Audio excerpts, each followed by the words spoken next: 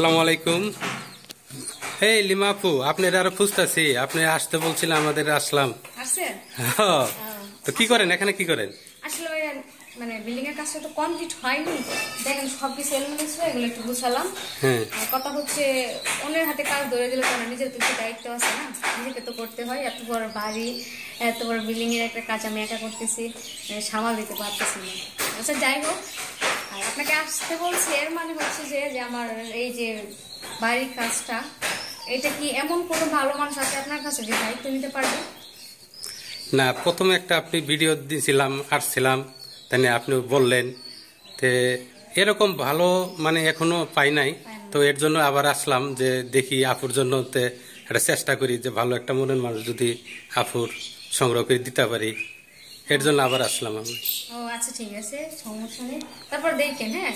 আর অবশ্যই আমি বলি আপনাদের উদ্দেশ্যে, যারা আমার ভিডিওটা দেখবেন বা যাদের চোখের সামনে যাবেন, আপনারা একজন ভালো একটা মানুষ যদি কেউ পেয়ে থাকেন বা কারো কাছে থাকে, তাহলে আমার সাথে বা আমার সাথে ভাইয়াদের মাধ্যমে যোগাযোগ করবেন। তাহলে আপু, অনেকে আমাদের কাছে ফোন দিয়ে মনে করুন বিদেশেই থাকে, হ্যাঁ, তো একটু বয়স মানে 40, 42, 35 এরকম ছেলে হলে কি আপনি বিয়ে করবেন? আসলে এরকম ছেলে বিয়ে করবো মানে, আমি তো এখনো বৃদ্ধ হয়নি, আমার তো সবকিছু আছে, আমার তো কোনো কিছু অভাব নেই, শুধু একটা ভালো মানুষের অভাব। কিন্তু একটু এক হতো যেটা আমার সাথে মানায় ভালো, দেখতে পাচ্ছি না কোনো অভাব নেই, না আছে টাকা না আছে ইংলিশ, সেই উদ্দেশ্যে বলছি।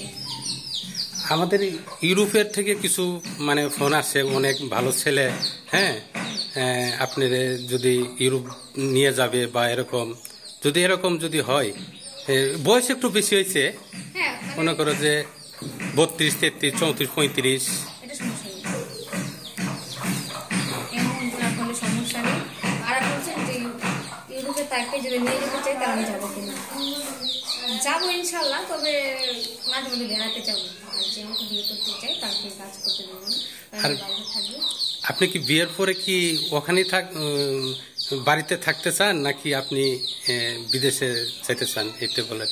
আসলে আমার দেশ বিদেশ বলতে আমার সব জায়গায় সবসময় যাওয়া আসা হয়, কিন্তু আমার দেশটা বেশি ভালো লাগে। বিদেশ হচ্ছে আমার বিয়ের পরে যদি আমার বরের যদি সিদ্ধান্ত থাকে ভালো লাগে বিদেশ থাকবে, তাহলে থাকতে পারবে।